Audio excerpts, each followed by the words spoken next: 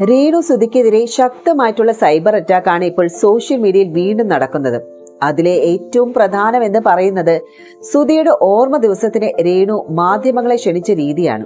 ഉറപ്പായും നിങ്ങൾ വരുമല്ലോ, അപ്പമൊക്കെ തികയുമോ എന്തോ എന്നൊക്കെ തമാശ രീതിയിൽ രേണു പറയുന്നതും ഓർമ്മ ദിവസം രേണു ഇടപെട്ട രീതിയുമാണ് ചിലരെ ചൊടിപ്പിച്ചത്. രേണു സുധിയുടെ വീടിന് മുന്നിൽ പെരേര ഡാൻസ് കളിച്ചതും വിവാദവുമായിരുന്നു.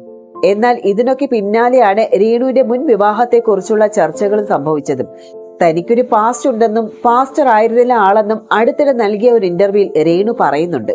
ഒരിക്കലും ഓർക്കാൻ ആഗ്രഹിക്കാത്ത ദുരിതങ്ങൾ മാത്രം ഉണ്ടായിരുന്ന ഒരു പാസ്റ്റാണ് ആളും. ഇപ്പോൾ വിവാഹം കഴിച്ച് കുട്ടികളൊക്കെയായി ജീവിക്കുന്നു. സുധിച്ചേട്ടന്റെ വീട്ടുകാർക്കൊക്കെ ഇതൊക്കെ അറിയുന്നതാണ്. എല്ലാം പറഞ്ഞ ശേഷമാണ് സുധിയുമായി തന്റെ വിവാഹം നടന്നതെന്ന് രേണു പറഞ്ഞിരുന്നു. എന്നാൽ താൻ എത്ര വിവാഹം കഴിച്ചാലും ഇല്ലെങ്കിൽ വിമർശകർക്ക് എന്താണെന്നുള്ള ചോദ്യവും രേണു ഉയർത്തിയിരുന്നു. ഈ സംസാരത്തിനിടയിലാണ് രേണുവിന്റെ സൈഡിലായി ഇരിക്കുന്ന സുധിയുടെ ഫോട്ടോയിൽ നിന്ന് ഒരു പൂവ് താഴേക്ക് പതിക്കുന്നത്. ഈ ഒരു സംഭവം നടക്കുന്നത് രേണു പറയുന്ന മറുപടികൾക്ക് ഇടയിലായിരുന്നു. അതോടെയാണ് രേണു പറയുന്നത് പോലെ സുധി എങ്ങും പോയിട്ടില്ല, അദ്ദേഹം അവരുടെ ഒപ്പം തന്നെ ഉണ്ടെന്നുള്ളത് ആരാധകരും പറയുന്നത്. സുധി ഡിവോഴ്സായ സമയത്താണ് രേണുവുമായിട്ട് അദ്ദേഹം അടുക്കുന്നതും വിവാഹം കഴിക്കുന്നതൊക്കെ. ജാതിയും മതവും വ്യത്യസ്തമാണ്, പ്രായം കൊണ്ടും ഏറെ വ്യത്യാസമുണ്ടെങ്കിലും ഇവരുടെ വിവാഹത്തിന് അതൊന്നും എതിരായിരുന്നില്ല.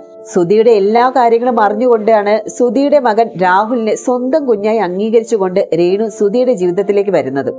സുധിയുടെ മരണശേഷമാണ് സോഷ്യൽ മീഡിയയിൽ രേണു ആക്റ്റീവ് ആകുന്നത്. കുടുംബം പുലർത്താൻ വേണ്ടിയാണ് താൻ അഭിനയത്തിലേക്ക് എത്തിയതെന്നും രേണു പറഞ്ഞിരുന്നു.